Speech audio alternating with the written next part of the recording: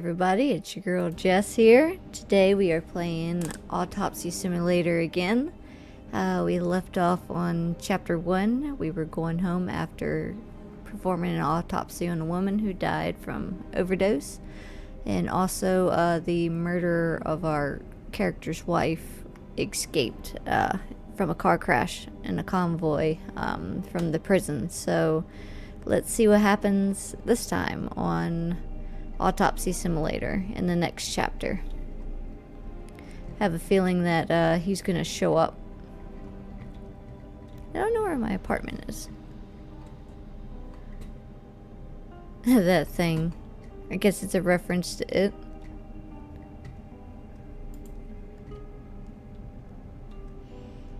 What? What? What the fuck?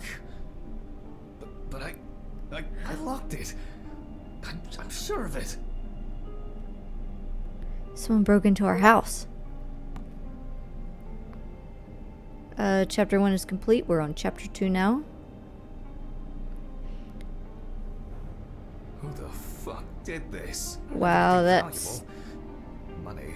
They must have stolen the money. Check the trinket box. Oh god. Oh god. It's in the bedroom, right? What am I supposed to do now? No, that's... Damn, they even tore the bath... No, they didn't tear the bathroom up. Yeah, they did. They went after the medication.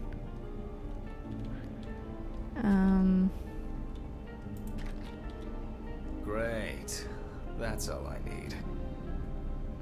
Damn, they done tore up the whole room. Fuck! What if it was Red Pete? Where? I need my pills. I can't get my thoughts together. Gotta go take his pills real quick. Christ. Why did the neighbors not report anything? I'm calling Steven. Alright, so call Steven. We gotta find our phone. Here it is. Steven? Now, Jack, I told you I'm going for a drink with you for another night in a row. That's not why I'm ringing. Although I could do with one. Someone broke into my apartment.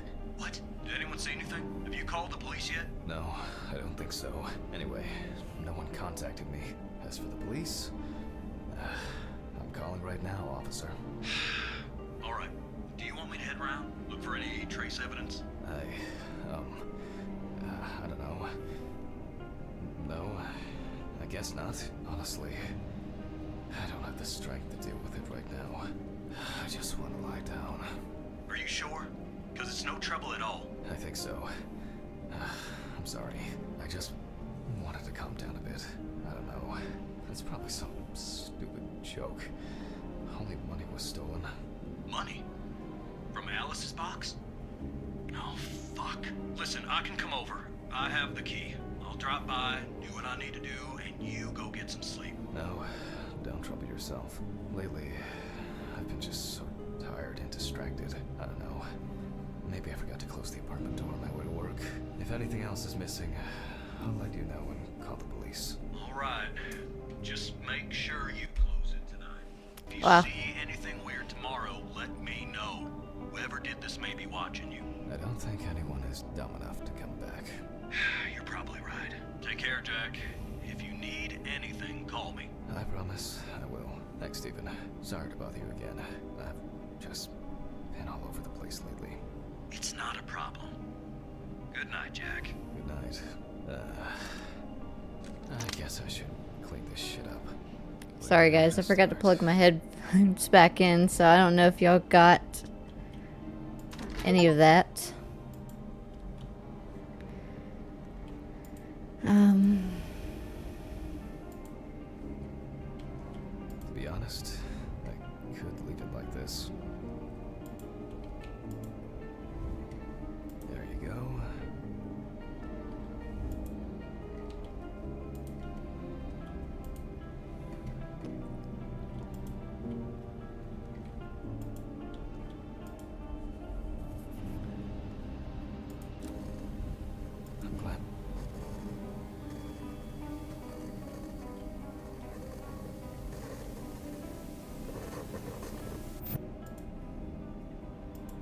Hmm.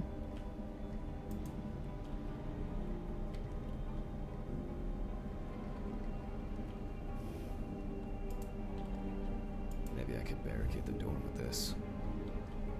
It's a good idea. This thing away. I have no interest now. I'm sure I won't get caught up in these papers.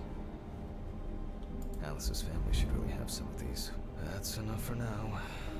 Jeez, I'm exhausted. I'll get the rest in the morning. What a mess. Now, if only I could blame this on the burglars. I mean, it was kind of a lot messy. That's enough. I need to quickly change and finish getting ready.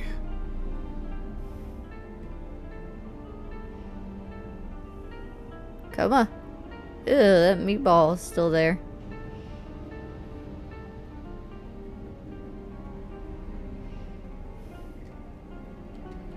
I'm gonna be late for work again.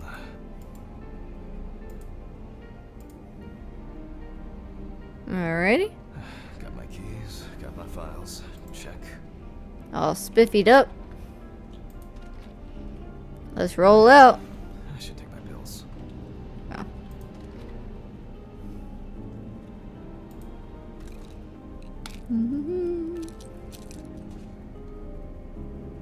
I feel like it takes me forever to finish these things. Time to go. Remember to close the door properly, Jack. I'll ask the neighbors tomorrow if they saw anything suspicious. I didn't know if I had to like do something extra to lock it.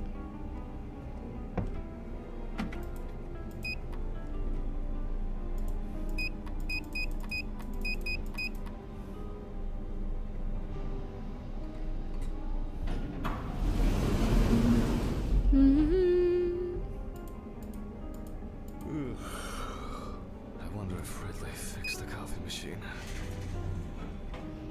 Probably not. Knowing him, he hasn't been like the bestest person. Am I there?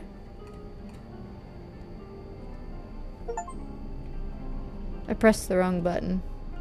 I hit the floor.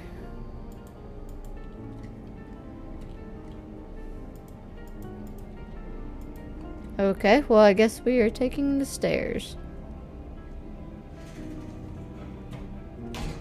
Whatever. Stairs is better for you anyways. You get exercise.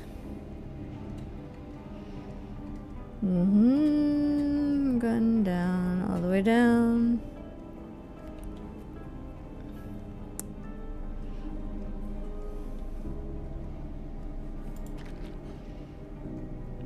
Okay, go to our car.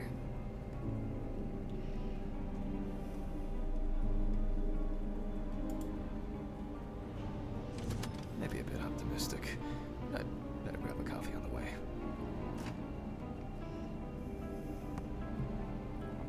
Let's see. Did you grab his coffee? I'm exhausted. I wonder who Stephen brought in today.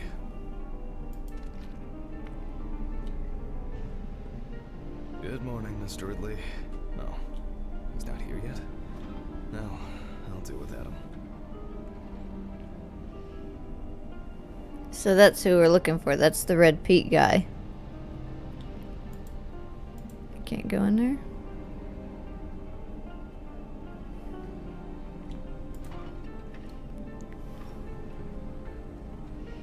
Push the trolley. Here we go.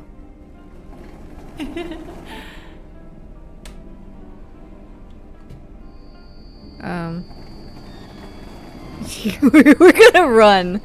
Body needs to be moved. That's a no. Where's Ridley when you need him? Move the body bag to the autopsy table. All right. I just need some gloves and my apron. Then I can get to work. Apron. Check. Gloves. Might need a quarter for this. Check. Oh, tape recorder. That's in the... lying on the desk. On my desk?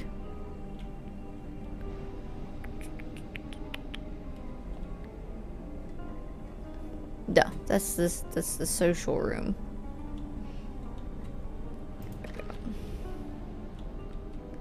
Not my desk. Okay. Sorry, that was a my bad.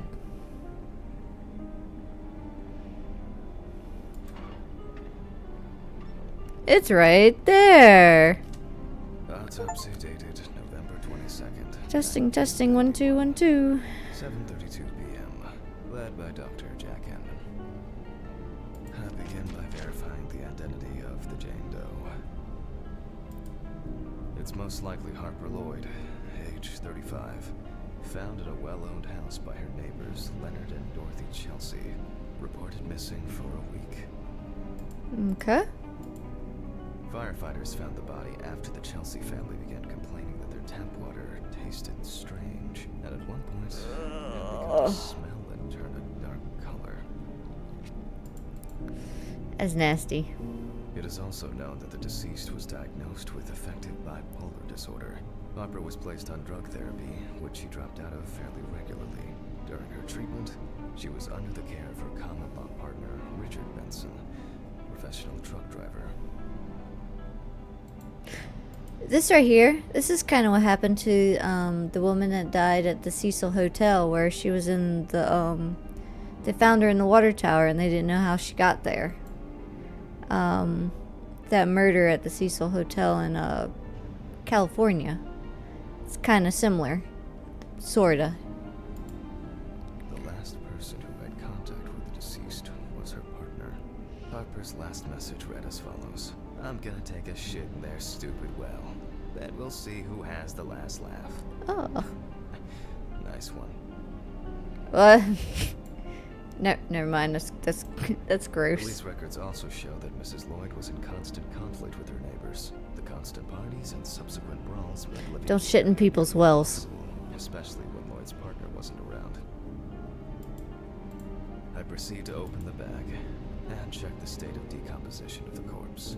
The most important task in forensic identification of a drowned person is to distinguish whether the death occurred before or after entering the water.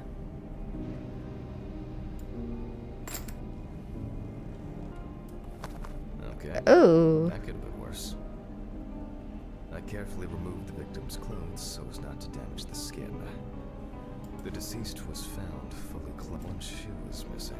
I'm going to need the camera to document all possible suspicious marks. Okay, let's get the camera. Here we go. We got to get a whole body. The first thing that stands out is the very advanced post-mortem gigantism.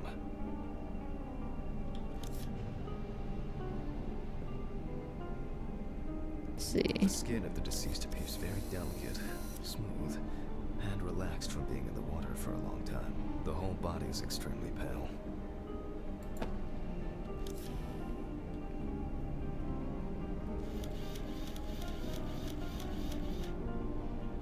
This is like one of those zombies from The Walking Dead. These usually occur due to increased inhalation when fighting to breathe underwater.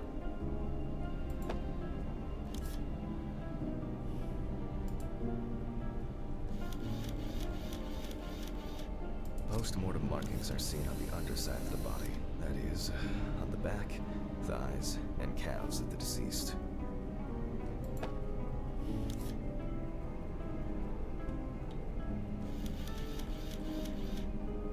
It's likely that the deceased was lying on her back when she was fished out.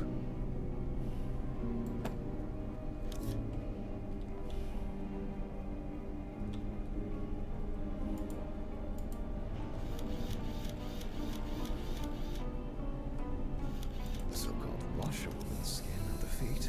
The deceased had indeed been in the water for a long time. Okay.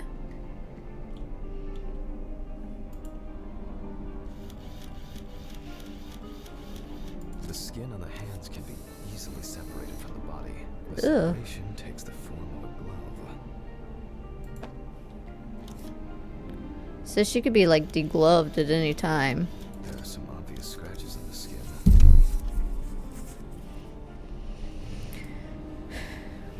Makes the skin feel weird. Okay. So that's all the pictures.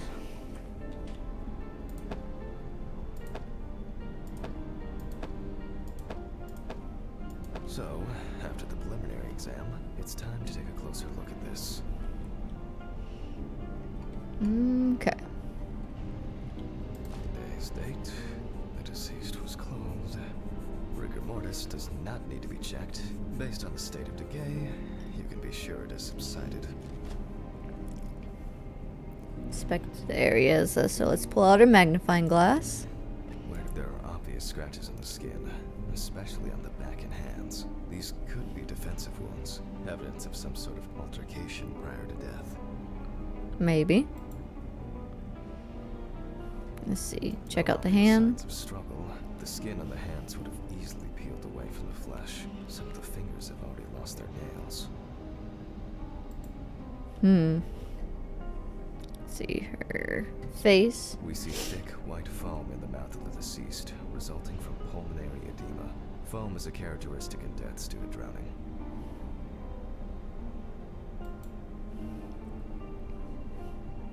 The spots have a purplish blue-red hue, which is a typical sign of the death of the organism. Yep, pretty typical. Liver mortis are formed as a result of putrefaction of blood in the veins.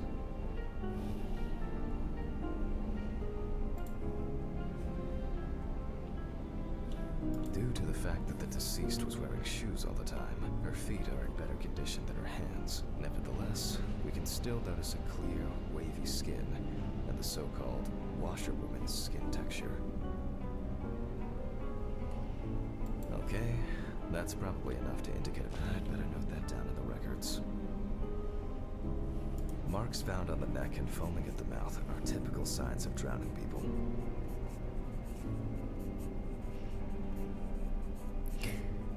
It's kind of happened with like the Carla Brown case. She was strangled and then her head was put in a bucket of water, and as she was dying, she was inhaling water. I watch a lot of true crime cases, especially old cases. It's just interesting to me, like the forensics and stuff. So it just reminds me of that case. Very sad. There doesn't seem to be anything unusual about this liver mortis.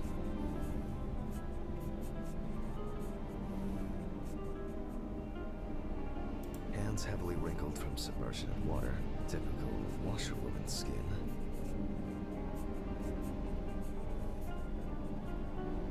Those abrasions appear relatively fresh.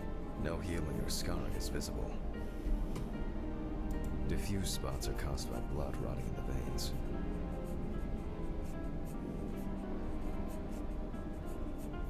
Considering the deceased's penchant for drinking alcohol, it could have been a mere accident. In this case, the question is, was drowning an accident or of suicidal intent? Their distribution suggests that the victim was probably lying on her back when fished out of the water. It's a horrible way to go, drowning. Or like Fortunately, strangled. I don't know, like any way to die is horrible, I guess. Otherwise, I'd have trouble identifying the deceased. Maybe it's just abrasion, or maybe the result of a fight and being pushed into a well. Liver mortis of a different color can indicate poisoning with carbon monoxide, cyanides, or nitrates. However, this is not the case here. A simple trip, loss of balance, and as a result, you end up in a deep hole with no way out. That's all for now. Before I begin the dissection, I'll make sure the suggested identity is correct. Take the appropriate tools, the suitcase to perform a fingertip exam.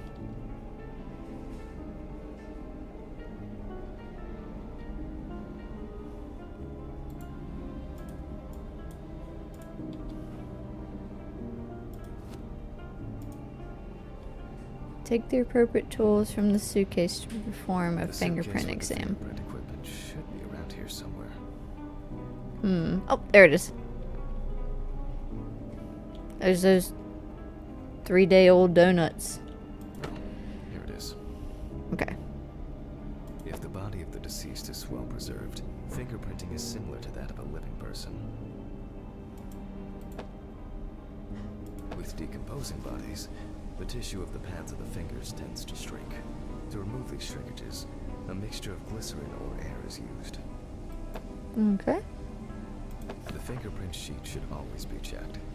Slipping fingers, too much or too little ink, or inaccurate hand position can make fingerprints illegible. Nothing else? Okay. This is cool. We get to take fingerprints. So we're like digging into... I'm going to conduct a dactyloscopic examination. If in fact the deceased is at the police database, I will find her. Glycerin is injected successively between the nail and the skin of each finger.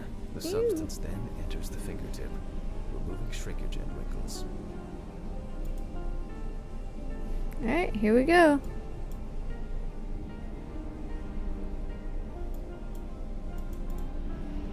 Focus on the subject's hand, inject glycerin in fingertips.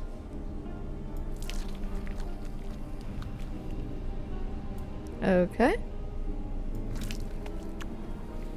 Watch how the fingerprints pop up. This is morbidly fascinating.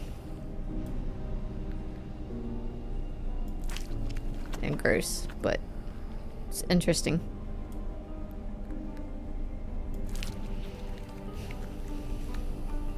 Now I take a brush. Only when the skin is taut and elastic can you use ink.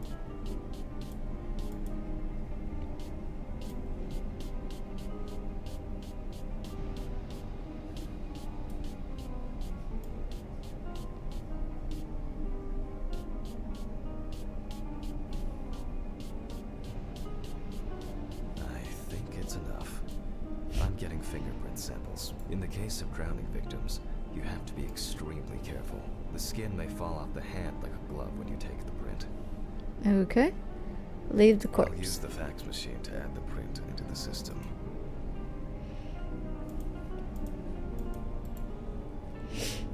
Alright. We gotta go all the way around to grab it. Send fingerprints to Steven. Fax machine. Good. Green button And away it goes. once the data uploads, I'll run the prints against the police database on the computer. This Great. computer? The data is there. Click upload. Now go through the database and find a matching print. Expect possible hours of fun. I actually think it's this one.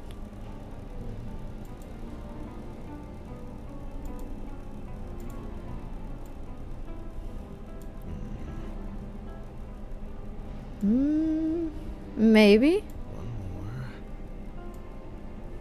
more. Analyze button. Is that one? Oh.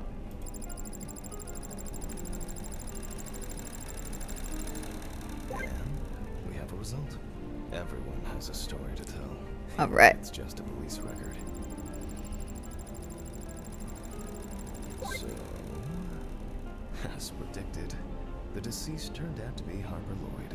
That went smoothly. I'll print this out and attach it to the medical records. Let's see. Nuisance and vandalism. Read the results at the fax machine. How do I get out?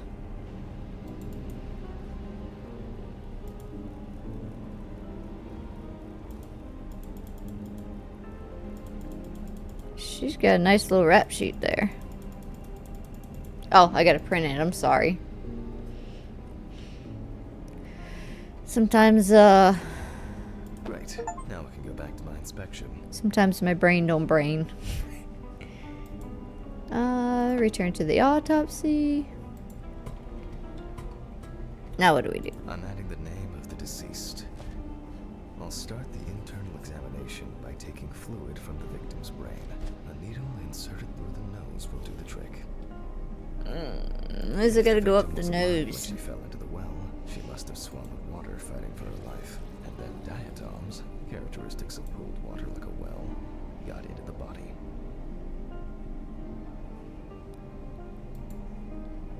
In the meantime, I'll check the sample under the microscope. I'm sure that these algae traces will be found in the samples taken from the well where police found them. Now I need to adjust the knobs properly and place the diatom in the center of the slide. I won't even notice an army of diatoms from this distance. Let's see. I'm finally starting to see something here. Man, perfect. It's not a dirty lens, I'm afraid. Man, perfect. Nah, too much. No. I'm finally starting to see something here. Oh! We see little wigglies. Great. Okay. This way I'll see if I'm dealing with a large concentration of these algae.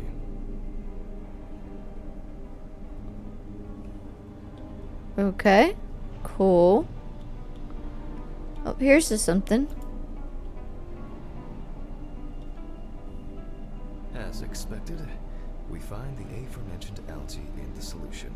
Their upper part, Epitheca, which overlaps the lower, Hypotheca, is clearly visible. What does that mean? The presence of diatoms in the brain samples taken indicate that the deceased was certainly alive when she fell into the water and was possibly conscious. Oh. It still could have been an accidental fall or a murder, so. Since there were diatoms in the brain, it means that many more of them must have entered the body. Studies of the rest of the organs will most likely confirm this hypothesis. I can finally get to the practical part. I must be extra careful because the skin of the deceased is very stretched. I wouldn't want an explosion here.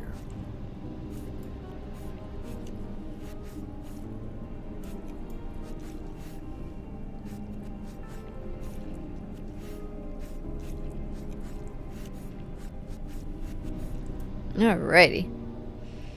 Now we got to very carefully. A very large swelling of the organs. In addition, Okay.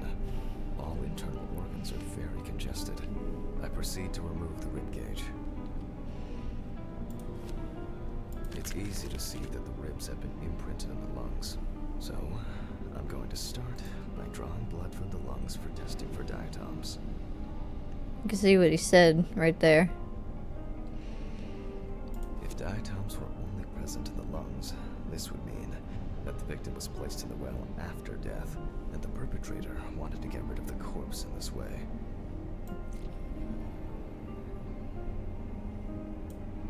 Now, I remove the lungs and proceed to their examination.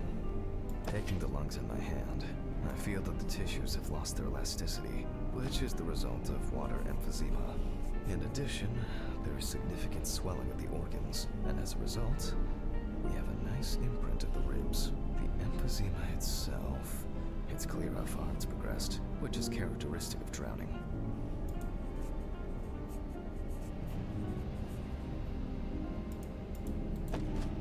Corpses found in water are worth examining with the tomograph.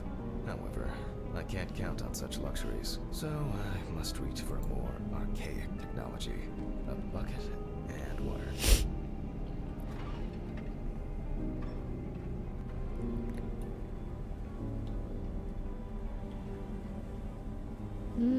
Storage room was a little further. Yeah. Has anyone been here? I think I need to go take my medicine. I hope no one dipped a mop in it. It's best to go to the lab for this. So we're gonna pick up some random bucket from the storage. That's gross. Anyways, we're being scientific here. Historically, the lung float test is used to detect infanticide. Oh, that's sad. The water should be at room temperature.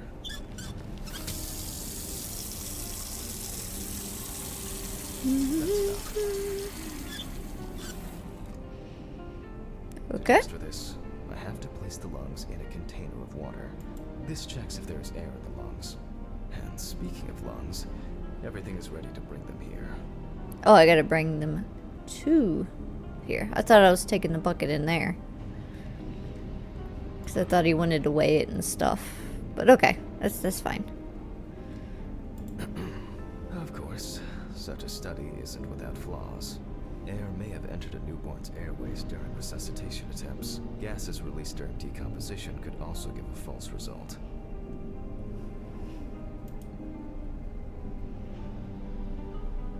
Okay, it jiggles. I'm sorry, it jiggles. In this case, however, it's about something else. Namely, the amount of fluid in the lungs. To test for this, I have to place the lungs in a container of water and wait to see if they fall or if they will float on the surface.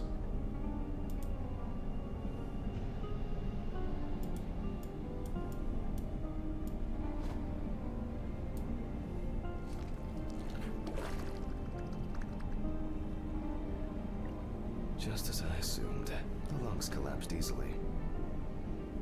Okay.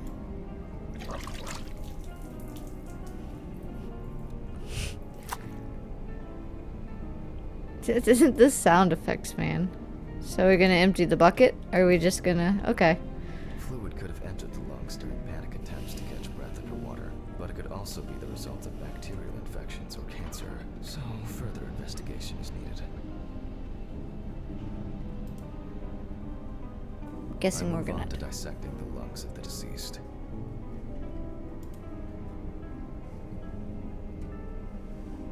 You can hear the distinct, very unpleasant crackling of the tissues being cut through.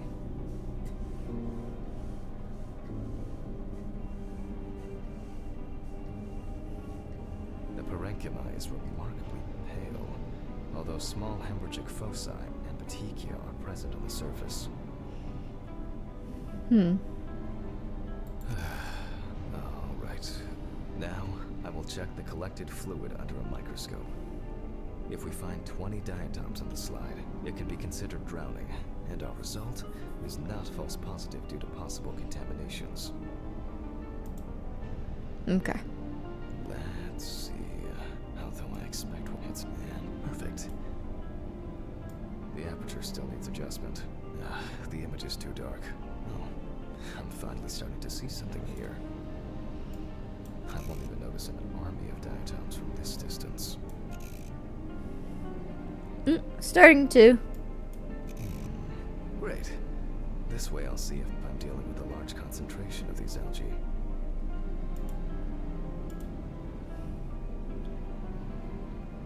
That's pretty large. Suspected. In solution, the diatoms are clearly visible. There are smaller and larger clusters of them. There will definitely be more than 20 of them. Okay. I'll make a note of all this. So far, this case looks pretty standard. It's clear from the beginning that it's drowning. Well, the procedure requires me to check everything anyway.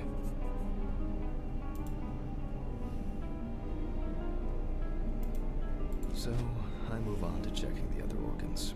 I ligate the heart, and then remove it for inspection.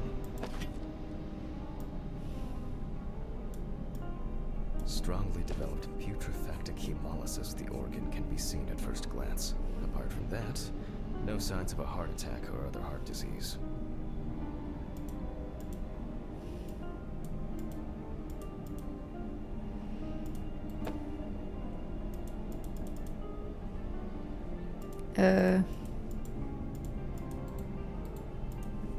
There we go.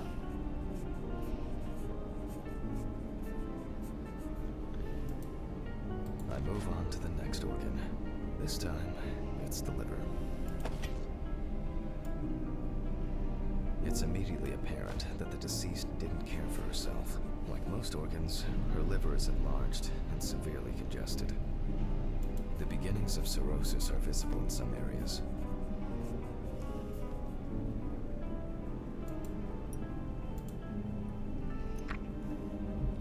Which is right there. I transfer the organ to a board and proceed to dissect. Okay. Are we gonna dissect both, or are we just gonna do the... Okay, just the liver. Cool.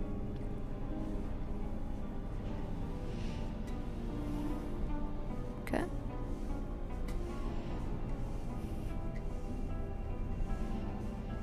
The cross Getting a lot better with this. shows dilated veins and many small hemorrhagic foci. I must admit that this is quite a feat, considering the rather young age of the deceased. Harper enjoyed drinking so much that she might not have lasted a few more years.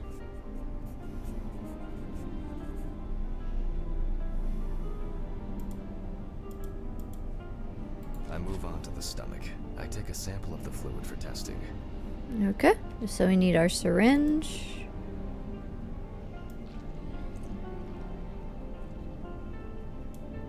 It looks very turbid. I'll see what happens after spinning, but that's in a moment. Now, I carefully ligate the organ, then cut it off. It's enlarged, probably full of putrid gases. I transfer it to the board and carefully open it, checking the contents.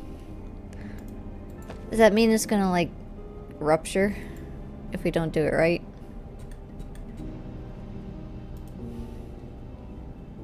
Okay, so we gotta be very careful. One thing you'd never get used to is how much this desk smells. I don't have that problem. I don't have a sense of smell. But I guess that's why I can't do this job, because you probably need it to smell certain things to know if, like, there's infection or any other thing. Okay, the stomach is full Different kinds of rots. and unidentified organic matter, which is probably leftover food. Okay. So let's check the diatoms. Again, but in a centrifuge for a change. The problem with examining drowned people is being able to show whether the death was due to drowning or whether something else contributed to the death. Cramp, heart attack, drugs, homicide, or some accident. Such an analysis requires viewing from different angles and a careful interpretation of the collected data, including those from the field. That's why it's so important to collect as many samples as possible. Unfortunately. He's just happy about his job, isn't he? He's just glad to be there.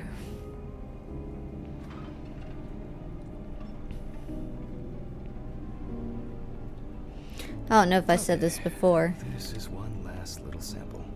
but I had a job where I had to use, like, a centrifuge. We tested soils and waters for companies and places, like testing for, like, arsenic, if there's any poisons or anything in the soil, or any types of sicknesses or anything like that. It was kind of cool. It was neat.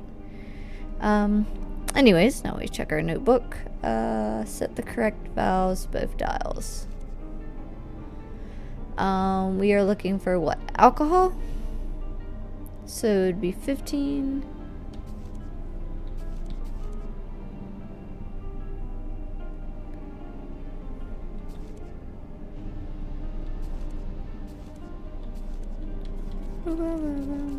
Yeah, we're looking for alcohol, so I just wanted to see the rest of it. 15 and 70.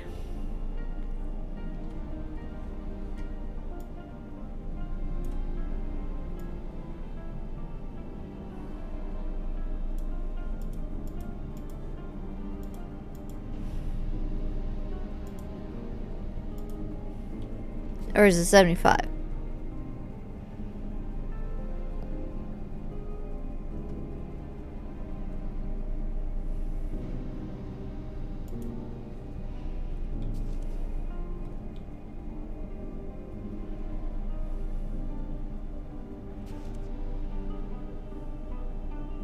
Or maybe it's this one. 35 minutes, 25%. 35 and 25. 25. Okay. I thought we were testing for alcohol because we were looking at the liver, so that was my fault. We're still looking at the microorganisms that we found. At least the power didn't go out this time. Oh no. I'll run it directly into the chromatograph and run it against the data from the police. Okay. I'm certain the analysis will show similarities between the fluid and water in Chelsea's well.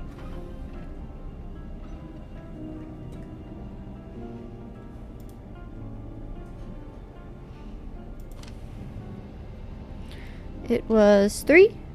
Yes, 3. Just double checking. Let me think. 3 milliliters should be fine.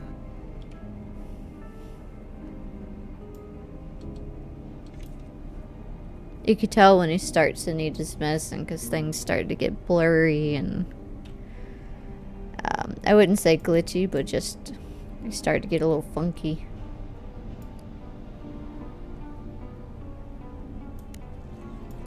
Okay, now it's the chromatograph's turn.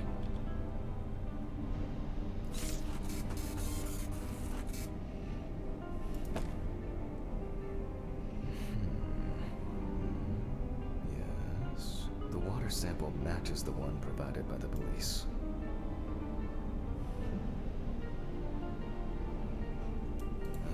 Well, the results are quite clear.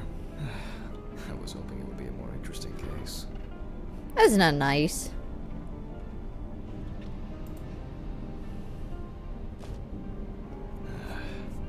More diatoms. Analysis indicates the same origin.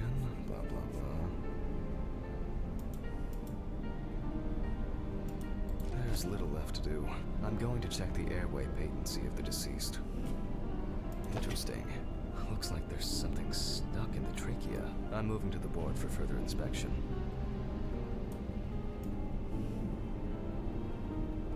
Yeah, see it? It's like some kind of gooiness. Unless that's supposed to be there. I dissect the trachea and open the organ.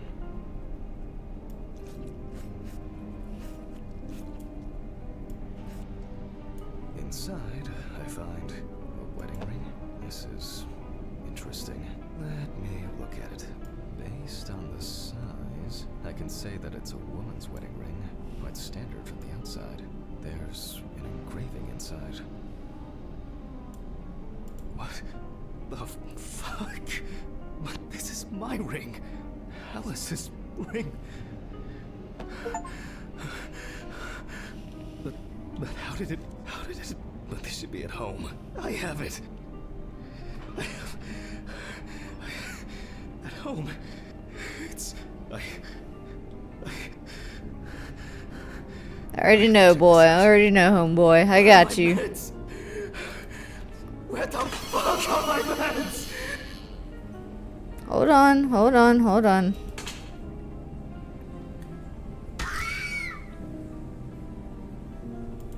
Jesus Christ!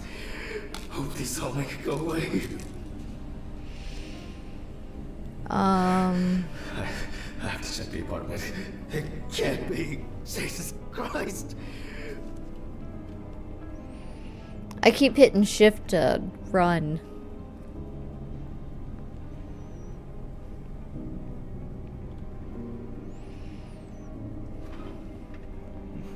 Mr. Ridley.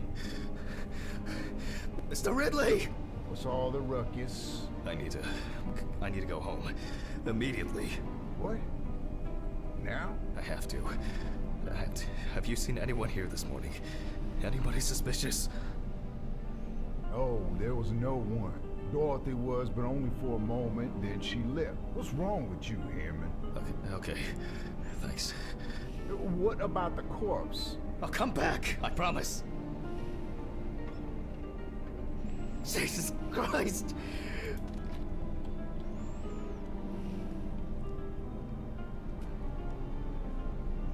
I have to check this out. He's not in a very good condition to drive. This. But I understand. Please be there. It can't be your wedding ring. It's not here. It's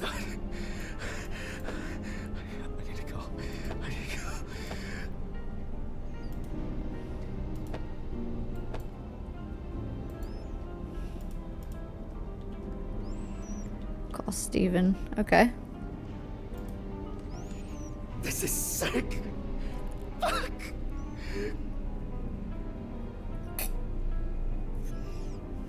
Come on, Steven.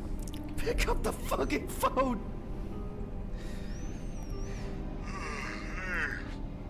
What's up, man? They took the ring. What? What ring? What are you talking about? They took the wedding ring. Alice's wedding ring. One sec. You mean burglary? You said nothing was missing. Yes, I know that. I don't know. I was jittery. Maybe I didn't notice. I don't know, but that's not the worst of it. Calm down, Jack. Breathe. What happened? I found it in the trachea of the deceased I was working on. Do you understand? I pulled it out of a dead woman's trachea. What? I don't know what's going on. I think Red Pete wants revenge. He's playing with me. I knew it. I knew it from the beginning this was going to happen. I didn't make it up! Jack, listen to me. Try to calm down. Don't leave the apartment. I'll be with you right away, okay? I'm on my way. What sane person would do something like that? Fucking Ridley lets in whoever he likes as usual. What are you saying? Steven? Don't leave me, man. Come on. Fuck. Oh, God, what now? Okay, Jacob. I need a drink. Jesus. What's going on? Guys, don't mix alcohol with your medication.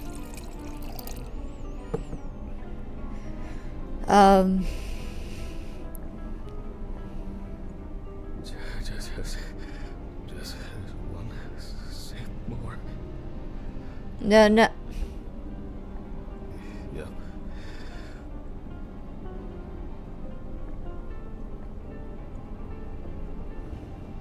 Jesus.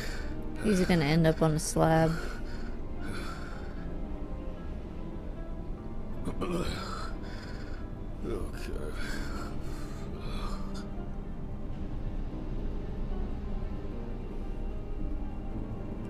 Yep. Okay.